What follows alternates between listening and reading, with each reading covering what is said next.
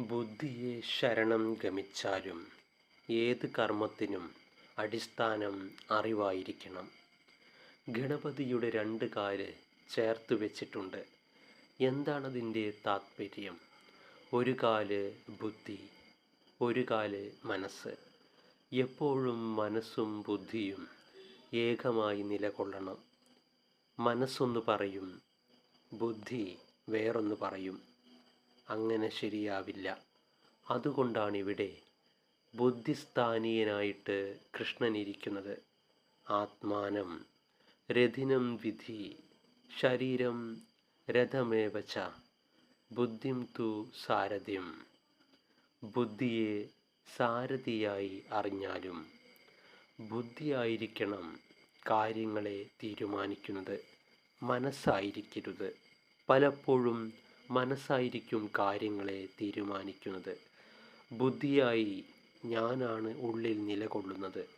മാധവൻ എന്നു പറഞ്ഞാൽ ബുദ്ധിയെ ധരിച്ചവൻ. അറിവാണ് നമ്മിലെ ഈശ്വരൻ. അതുകൊണ്ട് മഹാവാക്യത്തിൽ പ്രജ്ഞാനം ബ്രഹ്മ എന്ന് പറയുന്നു. അറിവാണ് ബ്രഹ്മം. നമ്മുടേത് തെറ്റായ അറിവാണ്. എന്തൊക്കെയാണ് തെറ്റായ അറിവുകൾ കാലക്രമത്തിൽ വന്നു ചേർന്നിട്ടുള്ളത്? പലരും പറഞ്ഞു തന്നിട്ടുള്ളത് ശരിയായിട്ടുള്ളതാണോ? അല്ല. ആരൊക്കെയോ പറഞ്ഞു, ഞാനും അങ്ങനെ ചെയ്യുന്നു.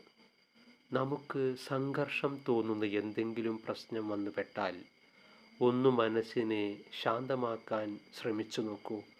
തെളിഞ്ഞു കിട്ടും ആശയങ്ങൾ. എടുപിടിയെന്ന് ചെയ്യാൻ പുറപ്പെടുമ്പോഴാണ് എല്ലാം അബദ്ധത്തിലാവുന്നത്. നമുക്ക് രാജിവെക്കണം. എഴുതുന്നതിന് മുമ്പ് ഒന്നിരുന്ന് ആലോചിക്കുക. നാം എന്തിനാണ് രാജിവെക്കുന്നത്? അതിന് എന്നെ പ്രേരിപ്പിക്കുന്നത് എന്താണ്? അതുകൊണ്ട് പ്രശ്നത്തിന് പരിഹാരമാകുമോ? എന്നെ ആശ്രയിച്ചു കഴിയുന്നവരെന്തു ചെയ്യും? ഇനി എനിക്കൊരു ജോലി ലഭിക്കുമോ? അതിനുള്ള പ്രായം ഉണ്ടോ? ഇതൊക്കെ മനസ്സാണ് തീരുമാനിക്കുന്നത്. മനസ്സാണ് പ്രവൃത്തിയെടുക്കുന്നത്. ബുദ്ധൗ ശരണം. ഇതൊരു വലിയ മന്ത്രമാണ്. ബുദ്ധിയെ ശരണം ഗമിച്ചാലും ഗായത്രി മന്ത്രം അതാണ്.